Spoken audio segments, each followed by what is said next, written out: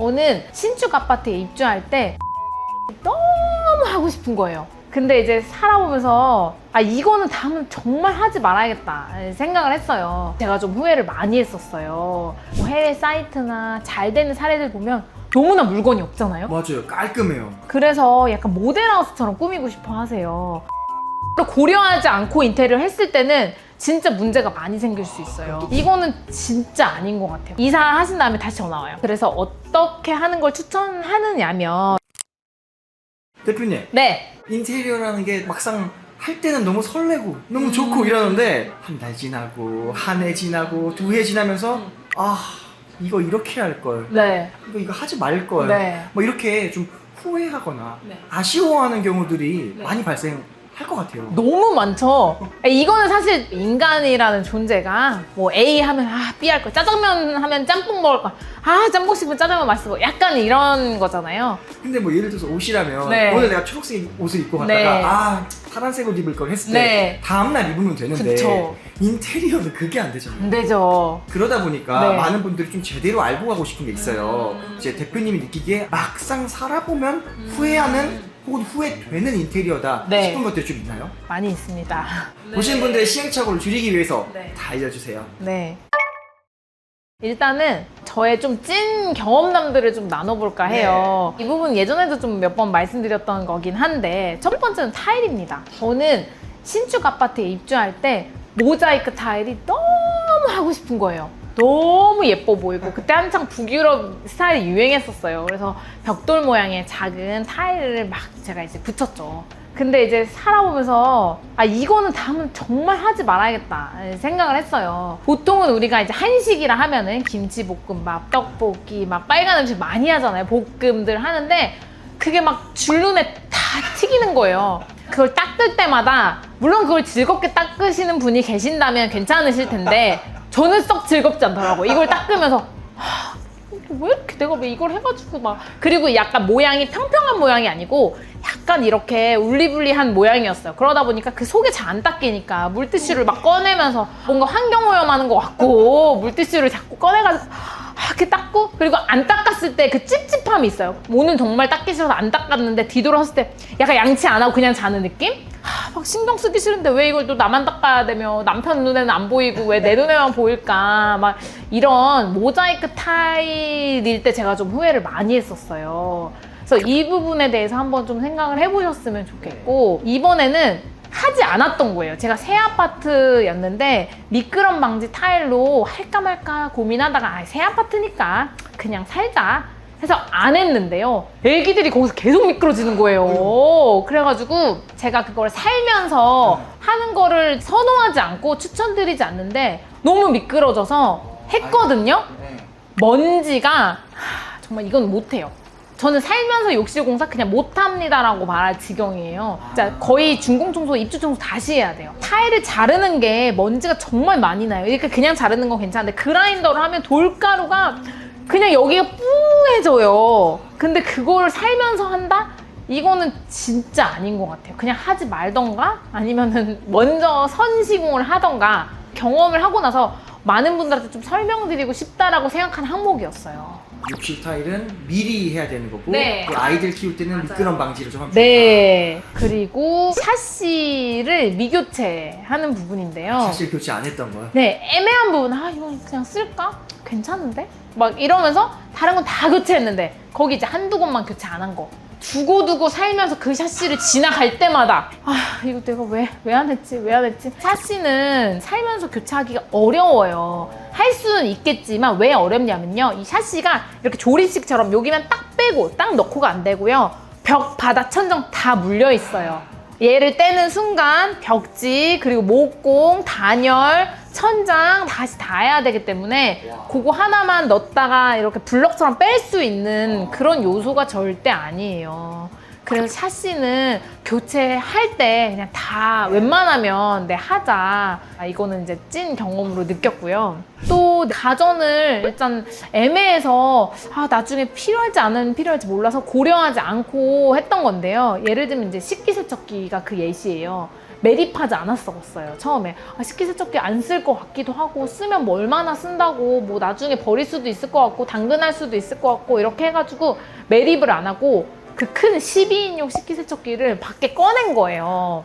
꺼내 썼더니 너무 불편해요. 그쪽에 있는 수납장은 쓰지도 못하고 이 너무 큰 게 막 나와 있고 호스도 나와 있고 근데 생각보다 또 많이 쓰더라고요. 그래서 막 이제 설거지 하러 가는 그 바구니를 또 들고 식기세척기로 가야 하고 이런 게 너무 불편한 거죠. 그래서 가정 같은 거는 미리 계획해서 매립할 수 있는 거는 꼭 매립을 하자라는 제가 교훈을 얻었거든요. 찐 경험으로. 네, 그래서 이렇게 이제 찐 경험들이 있습니다. 그럼 이거 외에도 이제 네. 많은 분들에게 좀 공통적으로 적용될 만한 네. 살아보면 후회하는 그런 인테리어 이런 게 있을까요? 있죠. 그리고 제가 지금 말씀드린 것들은 다 저희 고객님들이 왜 그때 말리지 않았어요? 그냥 더 추가해서 하라고 하시지. 막 이런 것들이에요. 알려주세요. 네.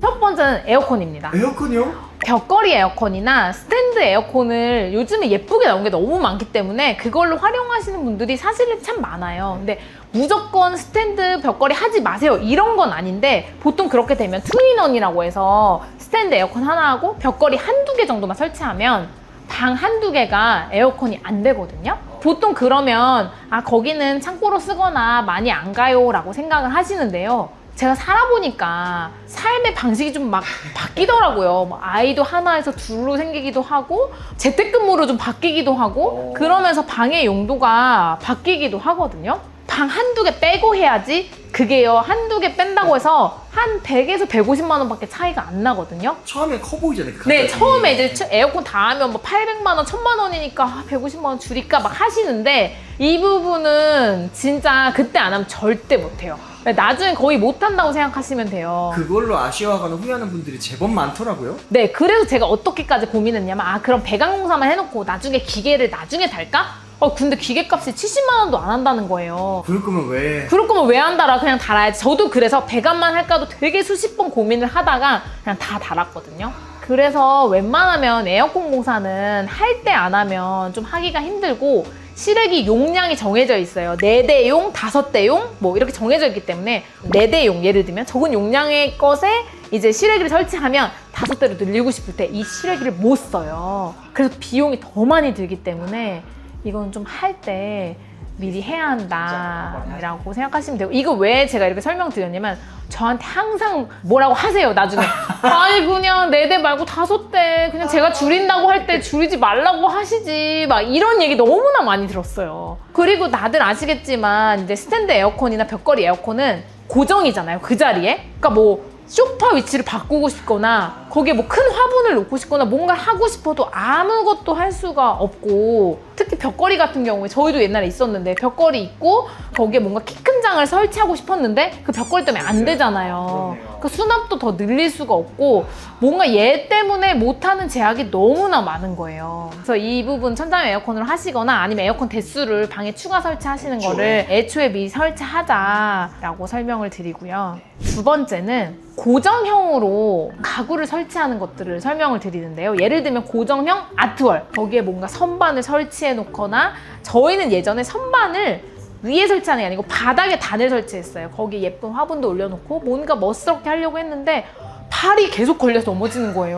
그리고 발가락이 너무 아픈 거예요. 또 아이들이 생기니까 그 모서리가 너무 위험하고 근데 이 고정형이니까 떼버릴 수도 없고 책장 같은 것도 마찬가지예요. 처음에는 이제 나 책을 많이 봐야지 서재형 거실을 만들고 싶어 해서 책을 막 이제 했는데 나중에는 약간 이게 용도 변경할 때 아예 그 가구를 철거해 놔야 되는 상황이 생기기도 해요. 그래서 고정형 선반이나 고정형 가구를 하실 때는 좀 많이 고민을 하고 내가 이 부분을 얼마나 오래 쓸 건지 또는 나중에 변경이 없을지에 대한 고민을 하고 설치를 하시는 게 좋을 것 같아요. 그래서 좀 애매한 상황에는 그냥 기성 가구, 가성비 좋은 가구로 사셔서 배치를 하시고 나중에 좀 변경하시는 걸로 추천을 드리도록 하겠습니다.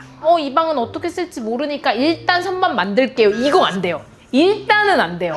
왜냐면 약간 일단 만들잖아요. 그럼 나중에 진짜 떼고 싶어요. 제가 이 경험을 너무 많이 한 게요. 처음에는 선반 저 만들어주세요 해요.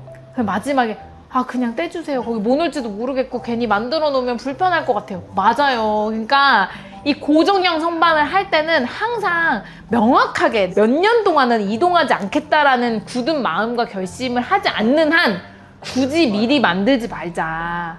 세 번째는 이거 제 찐 경험과 연결된 부분인데요. 과도하게 수납장 없애기. 우리가 뭐 해외 사이트나 잘 되는 사례들 보면 너무나 물건이 없잖아요. 맞아요. 깔끔해요. 그리고 수납장도 없어요. 심지어 벽만 있고 거기에 맞아요. 멋지게 액자만 걸려 있거나 막 소파 한두 개만 있고 막 이렇게 배치가 돼 있잖아요. 그래서 약간 모델하우스처럼 꾸미고 싶어 하세요. 근데 제 생각에는 집은 진짜 집이에요. 이 우리 집이 모델하우스가 아니잖아요. 그래서 과도하게 예를 들면 주방에 상부장 다 없애주세요. 저는 그릇도 별로 없고요. 안 살 거예요. 막 이렇게 하시거나 뭐 예를 들면 수납 관련 항목 키 큰 장 그냥 다 없앨게요. 막 이러시는 분들이 이제 간혹 있으신데 그런 다음에 어떻게 하시는지 알아요? 이사하신 다음에 다시 전화 와요. 수납장 만들어달라고.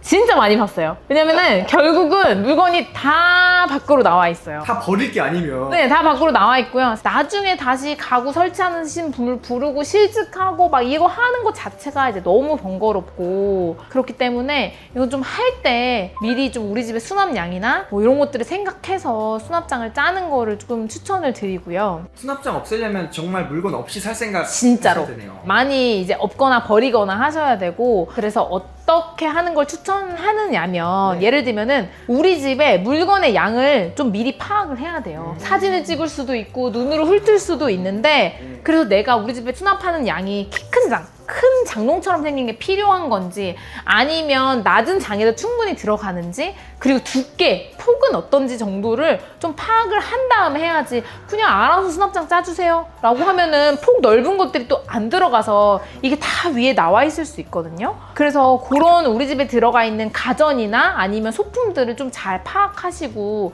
또는 뭐 예를 들면 이럴 수 있어요. 책이 많았는데 책이라는 말을 안 하는 경우가 있어요. 그럼 책은 어때요? 무겁단 말이에요. 그냥 수납장이에요 라고 하면은 일반적인 수납장을 생각해요, 업체는. 그런데 알고 보니 나중에 막 이거 선반이 다 휘었어요 하면서 막 사진을 주시거나 도움을 요청하신 경우가 있는데 알고 보면 여기에 너무 꽉 차게 책을 꽉 놓으신 거예요. 선반 같은 것도 마찬가지예요. 그냥 간단하게 그냥 올려놓을 거 필요해요 라고 해서 만들어 드렸는데 책을 놓아서 이게 막 움직이는 경우, 휘고 이런 경우가 있기 때문에 우리 집에 있는 물건 어떤 거를 어디에 수납할 건지 명확하게 좀 스캔을 좀 해보시고 그 다음에 어떤 장을 짜야 할지 튼튼한 장인지 키 큰 장인지 이런 것들을 파악해서 장을 너무 많이 없애지 말고 좀 여유를 두셔야 되거든요. 사실 우리가 살면서 물건을 버리는 것보다는 사는 게 더 많지 않나요? 저는 좀 그렇거든요.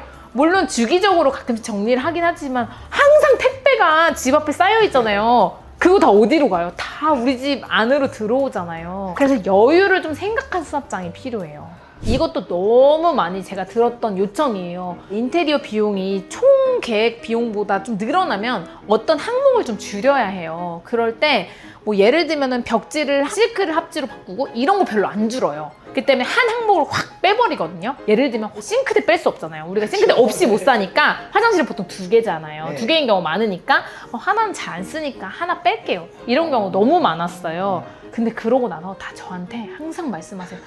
그때 빼지 말자고 하시지 그랬어요. 막 이렇게 하는 경우가 있는데 화장실 한 칸에 적어도 500에서 700, 800 이상의 공사 비용이 들어가기 때문에 꽤 크단 말이에요. 그러네요. 부담 되겠네요, 시작할 때. 그쵸? 그래서 이제 이 부분을 빼요. 근데 이제 살면서 하기에는 일단 너무 큰 공사예요. 나중에 살면서 할게요 라고 일단 미뤄둬요. 약간 회피하는 거죠. 근데 나중에 살면서 절대 못해요. 먼지 나고요. 공정도 너무 많아서 일주일 이상 걸려요.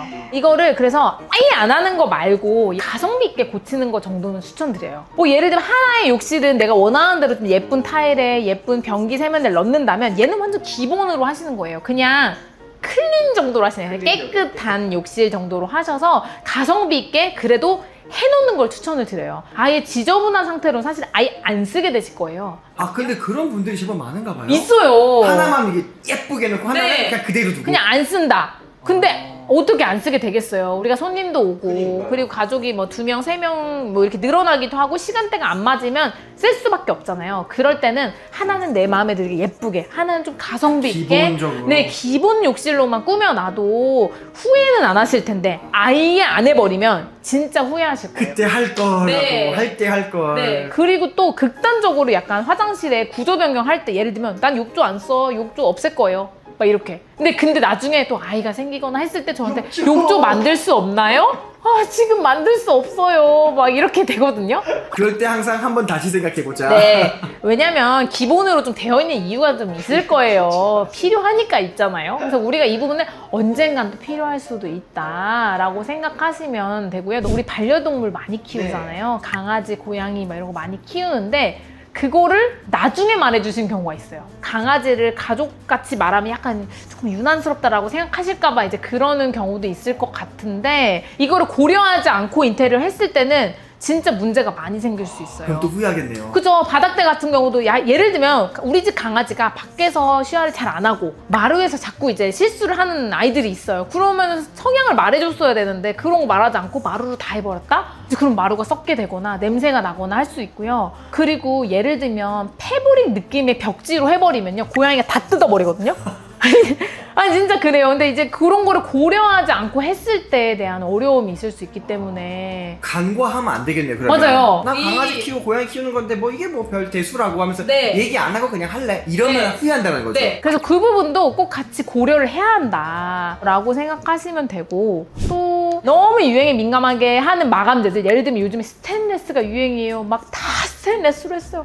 카페처럼. 근데 막 유행이 지나요. 그러면 이거 버릴 수도 없고 이거 좀 너무 그런데? 예를 들면 이제 한동안 인더스트리얼이 유행이었어요. 다 막 어둡게 까맣게 노출을 해놨는데 집에 가면 뭔가 휴식하는 공간이 아닌 것 같고 너무 막 약간 카페 같고 막 이런 경험들이 있으실 수도 있거든요. 그래서 너무너무 유행에 따르는 거 또는 너무 튀는 거 막 그림이 막 화려하고 컬러가 너무 화려하고 이러면 이제 나중에 바꾸기 어렵기 때문에 너무 이렇게 극단적으로 가시면 나중에 후회할 수 있어서 그 부분도 조금 고려를 해보시는 걸로 추천을 드리도록 하겠습니다. 들어보면 네. 인테리어는 충동 인테리어 하면 진짜 안 되겠네요. 안 돼요. 안 됩니다. 그래서 결국 나를 좀 파악하는 시간을 꼭 가지셔야 돼요. 이게 이제 제가 모든 영상에서 그러니까요. 계속 나를 파악하자, 막 이게 뭐 심리 상담이냐, 막 이렇게 하실 수도 있는데, 진짜 찐으로 내가 원하는 게 무엇인지를 알면 제가 말씀드린 거 다 후회 안 할 수도 있어요, 역으로. 이게 내가 원하던 거야 라고 하면 후회 안 할 수 있거든요. 와, 정말 대표님이 항상 말씀하시는 것처럼 네. 최고의 인테리어는 나를 파악하고 나를 가장 잘 반영한 인테리어이니까 가장 중요한 인테리어네요. 네. 인테리어라는 게 보통은 이제 집을 매매하시고 바로 막 해가지고 빨리 들어가야 된다고 생각하셔서 되게 기간도 촉박하고 알아볼 것도 많고 하다 보니까 되게 충동적으로 결정하는 경우가 너무나 많이 있고 많이 봐왔어요. 그리고 그 당시에 라이프 스타일 이런 것만 반영해서 앞으로 변경될 것을 고려하지 못하는 경우도 되게 많이 봤는데요. 그러다 보니까 막상 할 때는 이게 너무 좋아 라고 생각하시다가 한 1, 2년 정도 살아보시고 이거 그때 그렇게 할 걸 막 이렇게 후회하는 경우를 너무나 많이 제가 봐왔습니다. 그래서 제가 오늘 몇 가지 예시를 좀 들어드렸는데요. 그래서 이런 것들을 좀 참고하셔서 후회하지 않고 오랫동안 만족하실 수 있는 인테리어를 하셨으면 좋겠습니다. 그런데 제가 오늘 말씀드린 항목들이 어떤 분들한테는 후회하지 않는 항목일 수도 있어요. 결국 인테리어는 사람이 중심이거든요. 그래서 내가 뭘 좋아하고 뭘 원하는지만 명확하게 파악을 해서 진행을 하신다면 이 부분이 후회하지 않는 인테리어로 될 수도 있으니 내가 어떤 사람이고 내가 뭘 좋아하는지를 한번 파악을 해보신 후에 인테리어의 항목들을 체크해 보신다면 아마 후회하지 않는 인테리어를 하실 수 있을 것 같습니다. 꼭 기억해야 할 거는 인테리어의 중심은 사람이다 라는 것만 기억해 주시면 될 것 같습니다. 오늘 영상이 도움이 되셨다면 구독, 좋아요, 알림 설정 그리고 주변에 인테리어를 계획 중이신 분이 계신다면 후회하지 않는 인테리어를 하실 수 있도록 이 영상 널리 퍼뜨려 주세요. 감사합니다.